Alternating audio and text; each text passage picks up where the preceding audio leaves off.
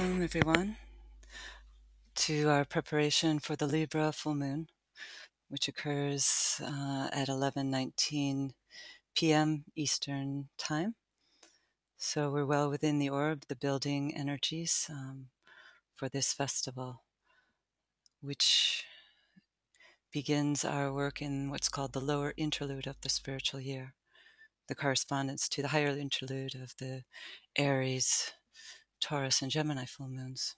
So it's an important time in the annual cycle, and we're grateful to be able to have the opportunity to work together. So let's begin, as we always do, with a moment of silence to link up with each other and with all other individuals and groups throughout the world who are working to contact, hold, and distribute spiritual energy in the service of humanity and the planet.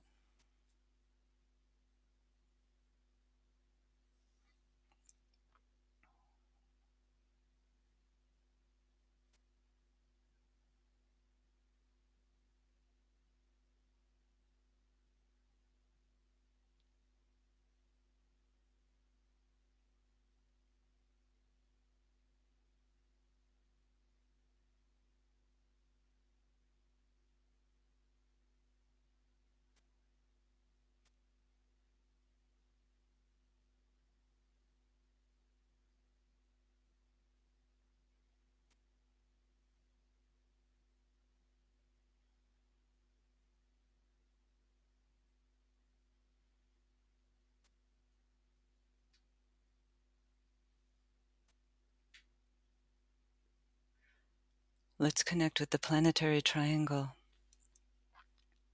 humanity,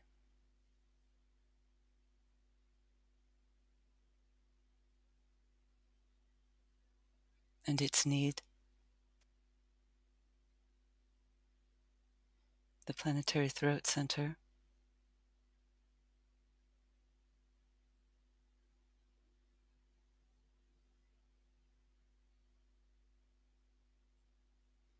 the spiritual hierarchy,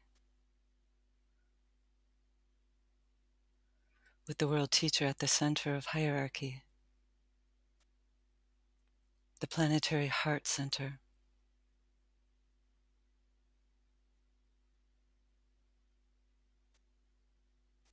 and with Shambhala, the highest head center of our planetary life.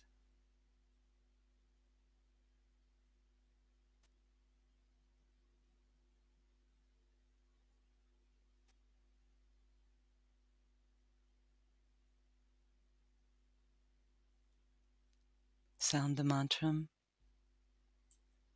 I stand a point of peace, and through the point that I can thus provide, love and true light can flow. I stand in restful poise, and through that poise I can attract the gifts that I can give: an understanding heart, a quiet mind, myself. I never am alone, for round me gather those I seek to serve: my brothers in the ashram, souls that demand my help, even though I see them not, and those in distant places who seek the master of my life, my brother, the Tibetan.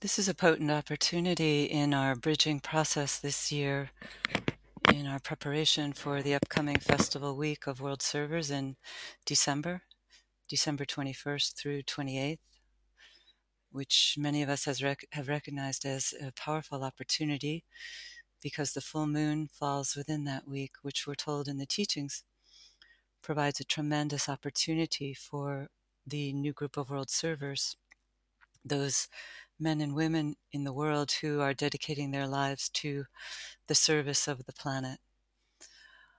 And so Libra forms an important point in the preparatory period because it is found in what's called the same cross as the sign Capricorn in which the festival week occurs, the cardinal cross, the most, the highest cross of the three crosses, of the mutable, fixed.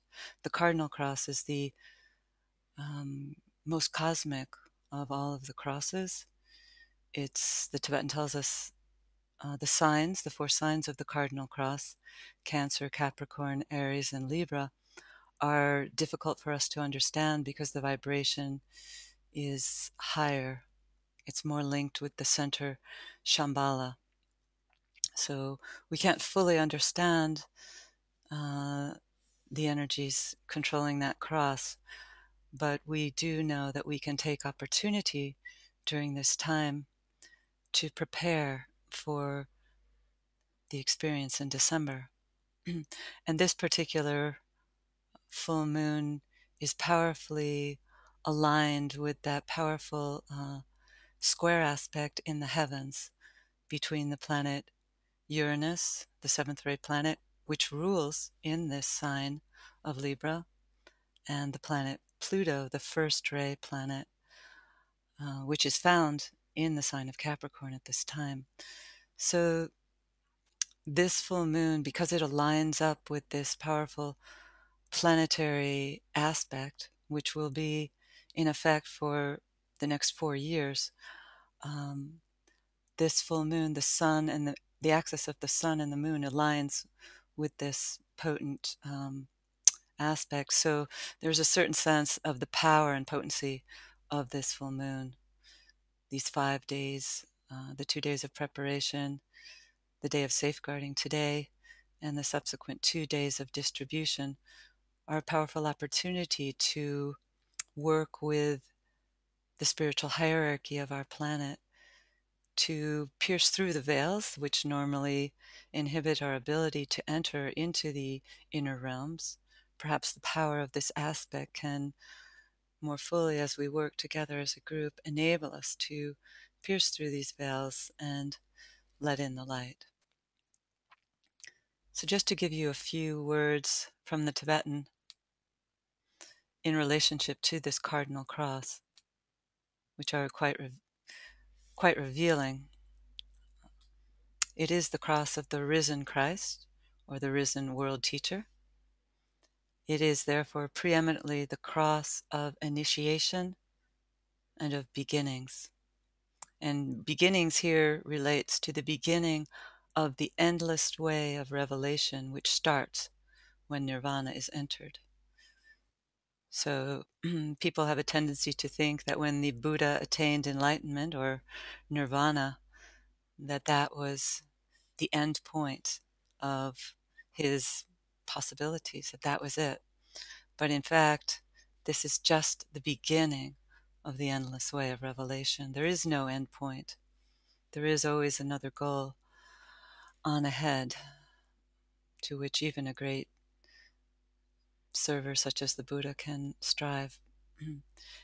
It's the cross of the widespread arms, the open heart, and the higher mind.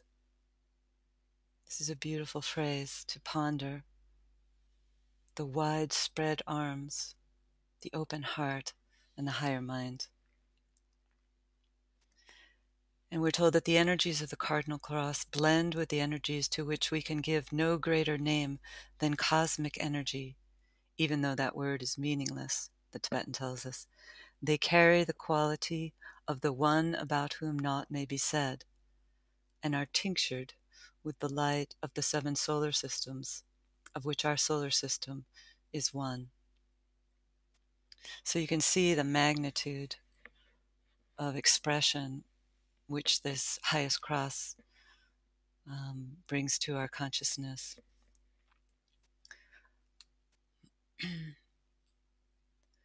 This this teaching that we are part of a system of 7 solar systems is one of the central ideas of esoteric astrology.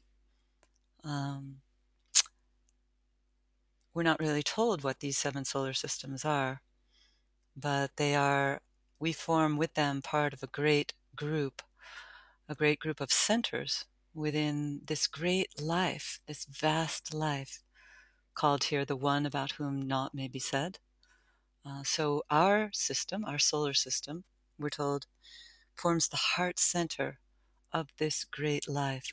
We are the second ray within this collective of all 7 rays governing these 7 solar systems. Our system is the second ray. So the basic aim for our system as a whole is the unfoldment of love and wisdom.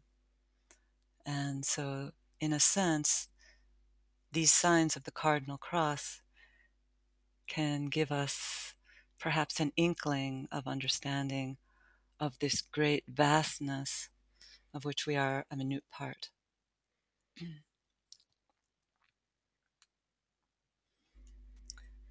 Libra is a sign that's very much a bridging sign, a bridging energy, which links it very much with this teaching on the Antakarana, or the Rainbow Bridge, a central teaching given out in the Ageless Wisdom. This idea that by the practice of daily meditation, daily attempt to begin our day, by aligning our lower vehicles, our physical, etheric, our astral, and our mental vehicles with our soul, that we can begin to make our vehicles a channel for these energies to flow through and condition us. And then as we align with the larger collective of our spiritual group, and then line all of these groups under one vast umbrella of spiritual seekers, mystics, and occultists throughout the world, we provide a powerful channel, particularly at these times of the new and full moon, through which the inner teachers of our planet, the masters of the wisdom, can work and can pour their light and love, they themselves connecting with higher sources of energy, all of us working together within the great chain of being, the great chain of hierarchy. This is the greatest service we can provide. So we have to make the attempt to put aside our personality problems and link with each other and bring forth the higher aspects of ourselves. And as I said, build this bridge. So the energies of Libra aid us in this process. Libra is reflective of the Antakarana bridge. Libra is the sign that brings together the pairs of opposites and blends them and fuses them into one whole. And curiously enough, the Tibetan does tell us that the period between the ages is always governed by Libra. And we are in such a period now. We're working in, we're told, a very creative period, the period between the ages. Right now we're working between the age of Pisces and the incoming energy of the new age of Aquarius. There's always a 500-year period wherein the energies overlap. And that's why it's creative, because we're drawing not only on the energies of the outgoing age and its planetary rulers, but also on the energies of the incoming age and its planetary rulers, and the energies of the constellation Libra. So Libra governs the midway point. As the Tibetan says, Libra governs the no man's land, a mysterious time related to the time between at the sunset hour, sort of a bewitching time in the daily cycle, a time when the sun is setting. Libra, therefore, in some sense, is reflective of a relatively high stage in the spiritual path, when the sun or the personality life begins to set, begins to lose its appeal, to lose its allure, and we begin more and more to become receptive to the energy of the soul. So the sunset, the sun being the personality, is a powerful time on the spiritual path, because for eons, for many, many lives, the personality has ruled. But Libra is one of the key signs in this, what's called the reversing of the wheel, turning in a new direction, no longer going with the flow of ordinary materialistic life on our planet, but turning in a new direction. A very difficult challenge, because that ordinary clockwise direction on the spiritual wheel has been, as I said, well established for many, many eons within our lives and within our planetary consciousness. And so for us to take those steps under the impact of this sign of Libra to reverse that process, you can imagine that it's a very difficult challenge. But as the Libran individual is intent on balance, they begin to pause and look in a new direction.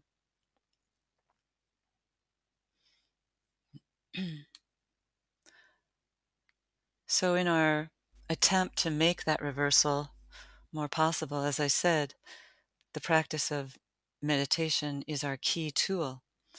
And in the teachings of the Ageless Wisdom, the particular type of meditation which we are encouraged to follow is, of course, the Raja Yoga technique, the kingly science of the mind, which was first set down. The Raja Yoga techniques are ancient, but they were first set down by the great teacher Patanjali in ancient India 11,000 years ago. And surprisingly, perhaps, we're told that this teaching of Raja Yoga will be the key teaching to be used for the next 7,000-year cycle, because it is a teaching that has been proven effective, safe and effective, through the test of time. It's the technique endorsed by the spiritual hierarchy of our planet. It is the tool used by the Masters of the Wisdom, and we're told, in fact, that the Masters of the Wisdom still study the sutras of the Yoga Sutras of Patanjali are still studied by the members of the spiritual hierarchy.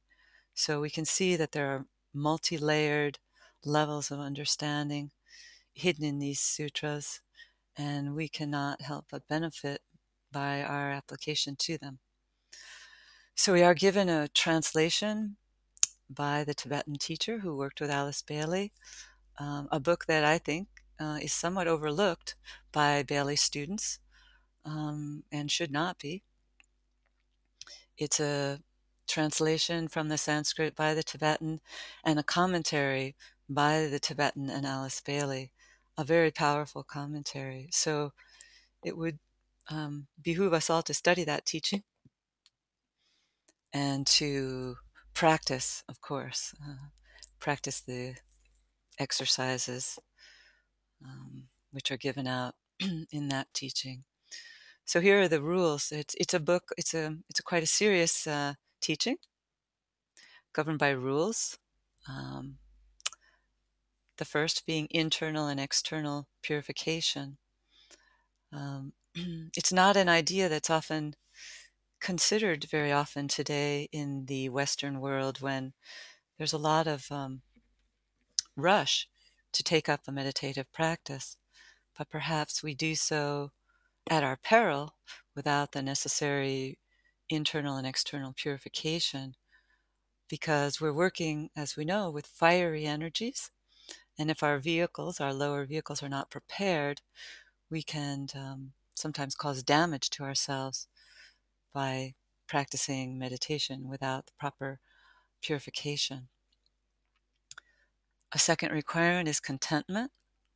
Perhaps that could be paralleled by what St. Paul said, that he has found in whatever situation he finds himself therein to be content.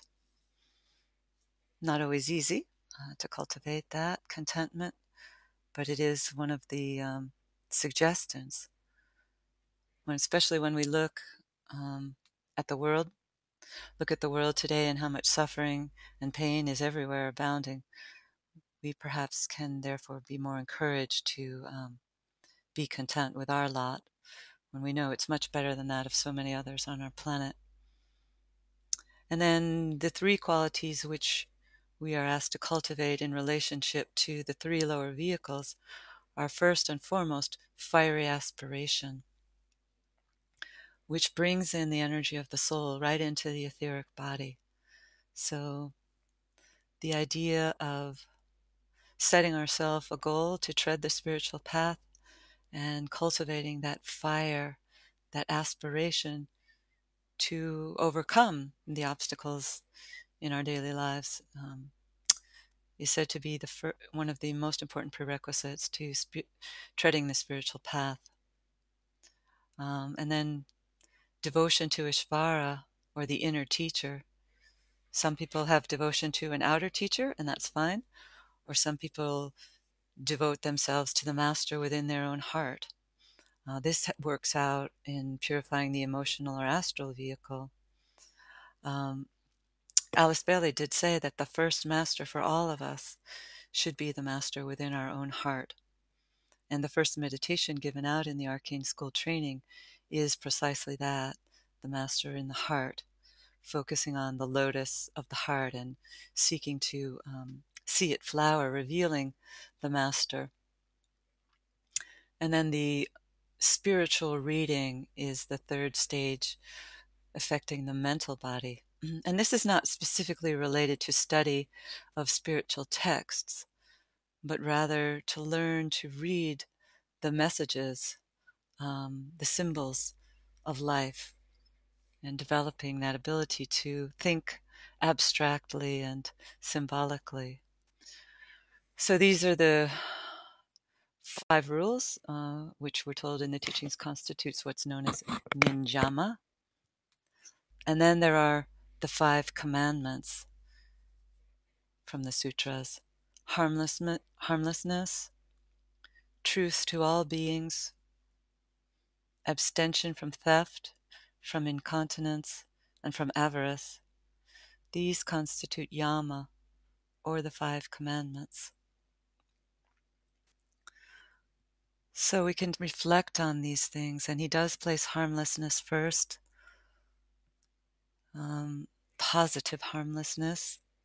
We should clarify that. Some people think of harmlessness as quite passive activity, and the Tibetan says of himself as one who enthusiastically practices harmlessness on a daily basis.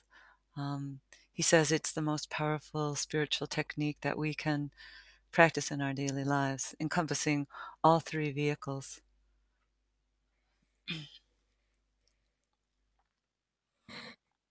So just a few more thoughts before we begin our meditation.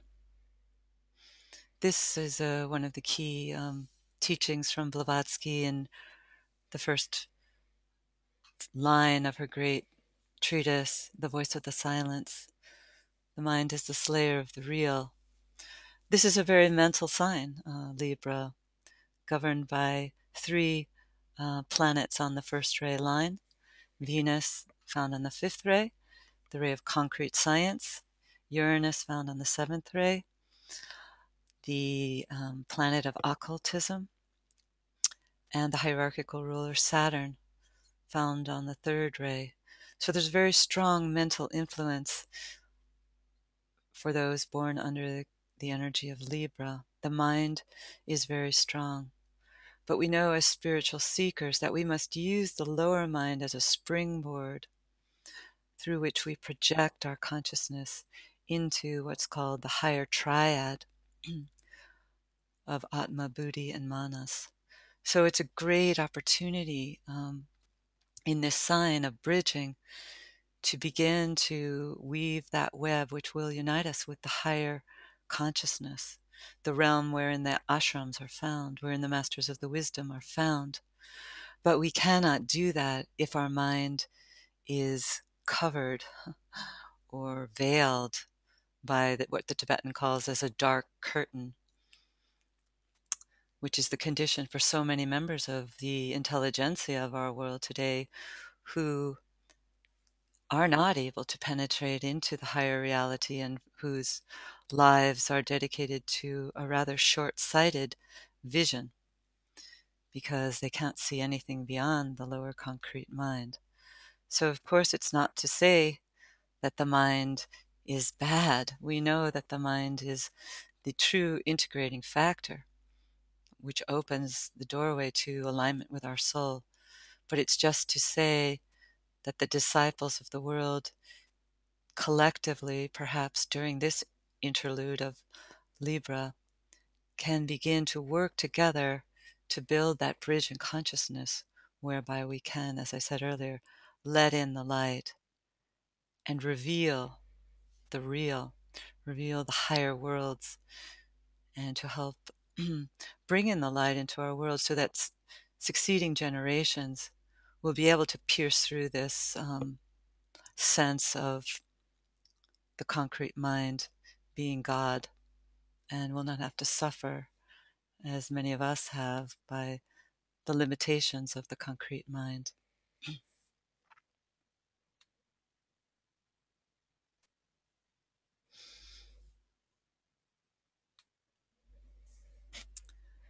And another just thought before I finish about this situation in our world today of the overdevelopment of the concrete mind. I've also been pondering the overactivity of the lower mind, not just its concrete nature, but the stimulation of planetary energy is such at this time that there's a great sense of agitation and overactivity in this lower mind to such an extent that it is making it more difficult for people to attain that equilibrium, that necessary balance within consciousness to practice meditation. There are many factors contributing to this agitation. The transition period in which we live, in which so many of the institutions are falling apart and new forms have yet to be fully anchored. And so there's a great sense of economic uncertainty in many people's lives.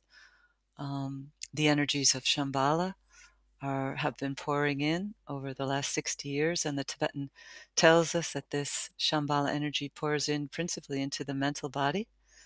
And many people can, quite frankly, just not handle the stimulation, leading to all kinds of mental illness. And those of us on a spiritual path are taking in even more energy. And so we sometimes can struggle with our own imbalances, our own overstimulation or understimulation.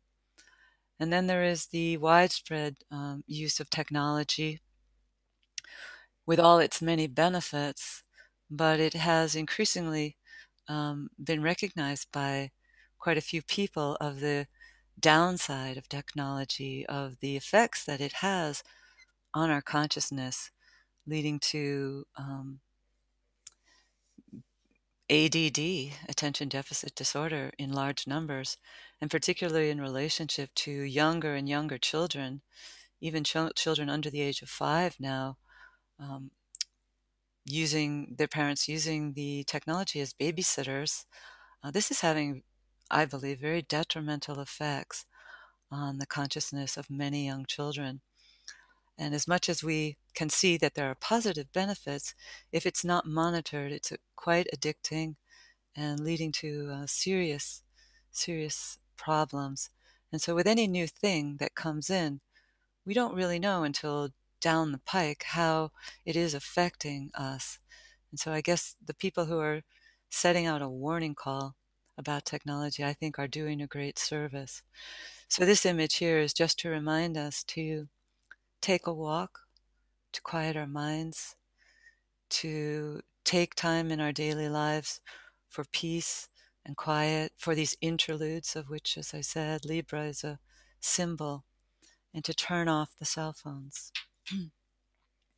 and to monitor our own use of technology so that we can stand with all other mystics and seekers throughout the world in building that bridge, that golden path leading to the clear pool and to the temple of retreat, keeping that inner alignment open, because the Tibetan tells us that if we don't, the materialistic forces of our planet can take over and prevent our entry into the light. So I'm going to end, as usual, with a passage from the Tibetan, which perhaps relates to the Capricorn experience, but Libra being on the same line, I thought it would relate as well. The illumined intuition, with its power to synthesize, which is the emerging characteristic of the disciples and initiates under training, can and does lead them into a measured sequence of expansions of consciousness. So the intuition leads to expansions of consciousness, which eventually land them at last on the summit of the Mount of Transfiguration. From that eminence, the disciple can gain the vision, which will enable him to see the whole scheme in a moment of time, and to share with Arjuna the experience of the Gita, wherein he saw all forms gathered together in the body of that God of gods. He can descend from that mountain with his personality transfigured and radiant. Why? Because he now knows that spirit is a fact and the basis of immortality. He knows past all controversy that there is a plan, and that the love of God is the basic law of all manifestation and the origin of all evolutionary momentum. And he can rest back upon the knowledge that the fact of spirit, the immediacy of love, and the synthetic scope of the plan provide a foundation upon which he can place his feet, take his stand with assurance, and then go forward in certain confidence of an assured goal.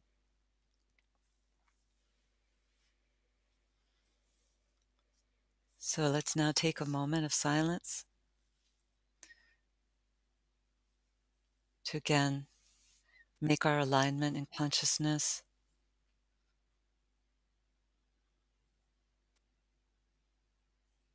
connecting with our soul.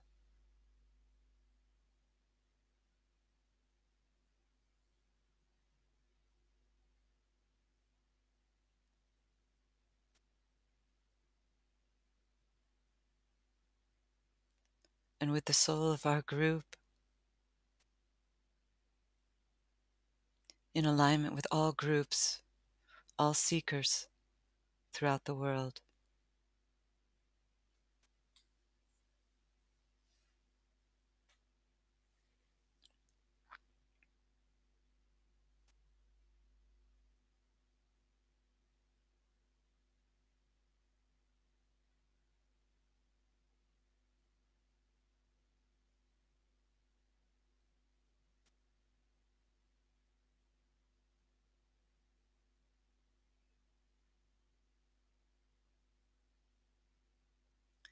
And now we link with the soul of humanity.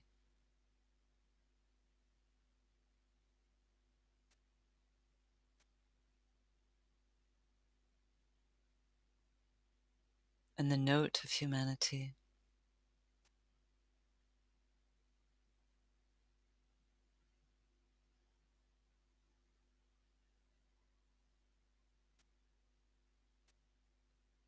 And then we merge with the hierarchy and the world teacher at the heart of hierarchy, taking our place on the periphery of the great ashram.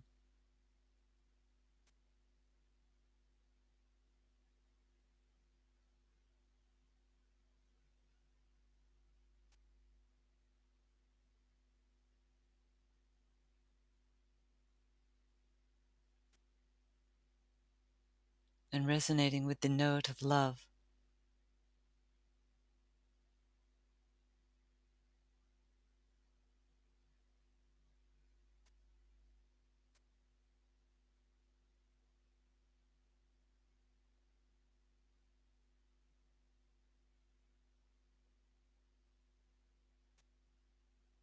And we extend our consciousness to the head center, Shambhala,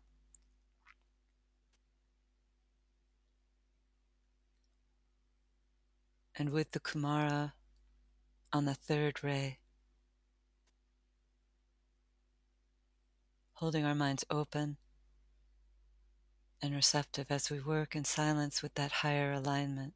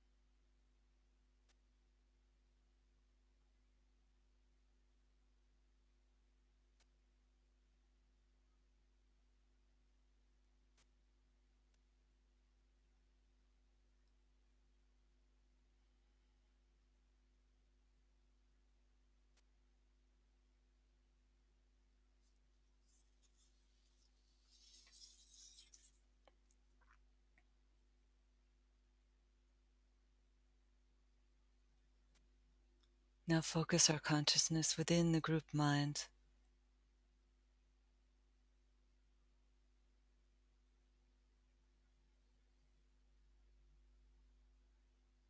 in alignment with all true servers everywhere.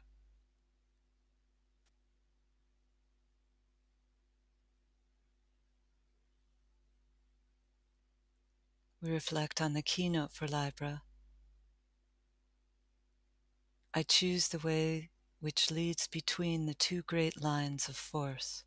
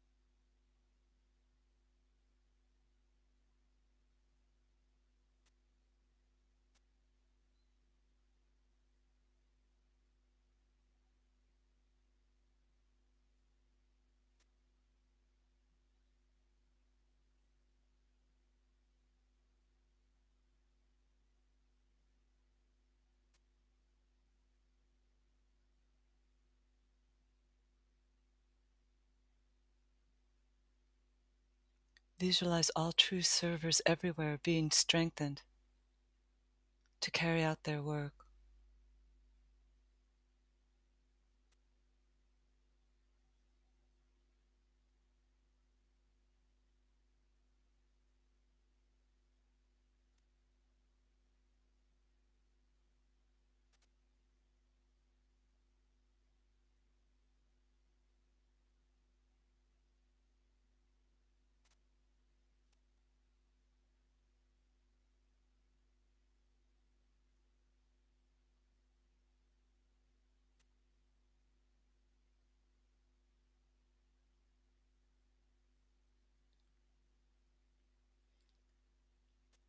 Visualize an outpouring of the energy of love through all planes and all states of consciousness. See the barriers in human nature, all separating walls between individuals, groups, and nations, being dissipated by the outflowing energy of love. Silently sound the Om.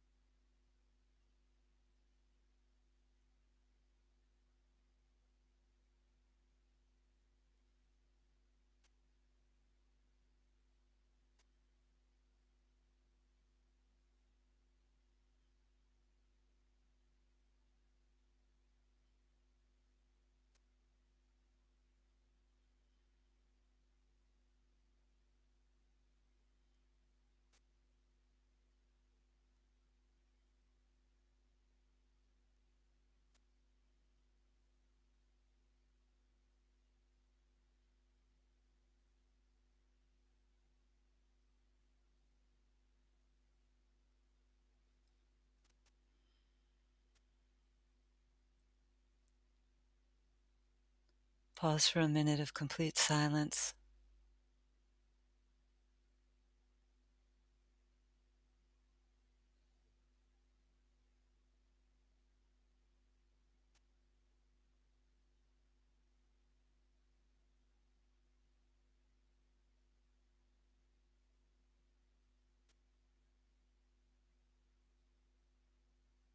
Silently sound the Om.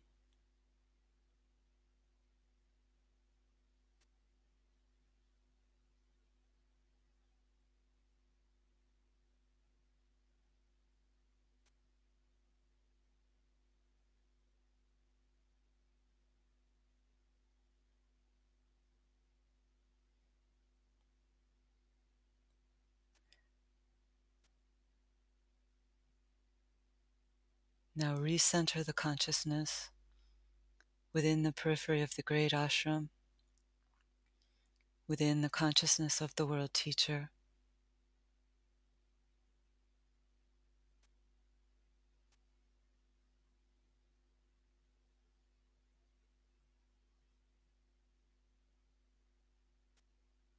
Sounding the affirmation of love. In the center of all love, I stand. From that center, I, the soul, will outward move. From that center, I, the one who serves, will work. May the love of the divine self be shed abroad in my heart, through my group, and throughout the world.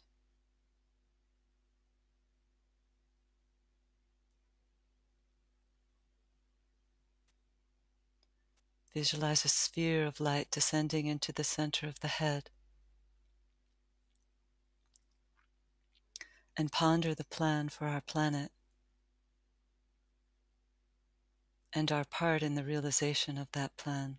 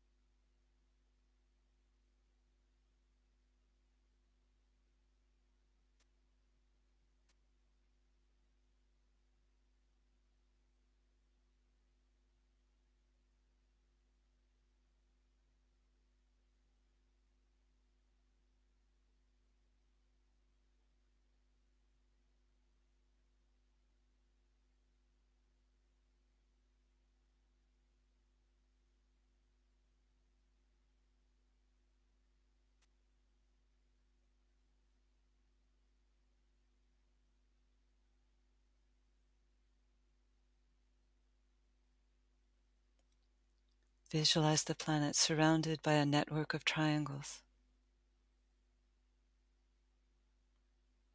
and pour out the energy of the group through the ajna center between the eyebrows.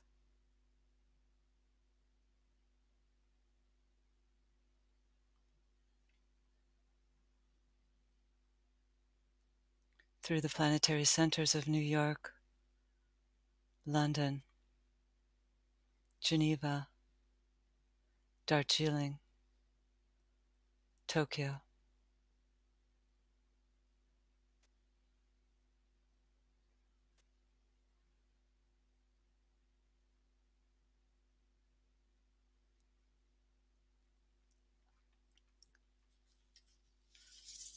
Sounding the great invocation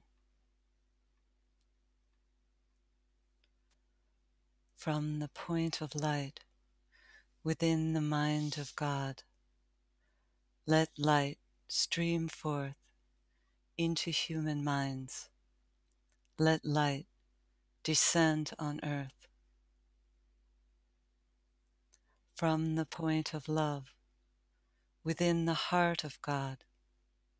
Let love stream forth into human hearts. May the coming one return to earth. From the center where the will of God is known, let purpose guide all little human wills, the purpose which the masters know and serve. From the center which we call the human race, let the plan of love and light work out, and may it seal the door where evil dwells. Let light and love and power restore the plan on earth.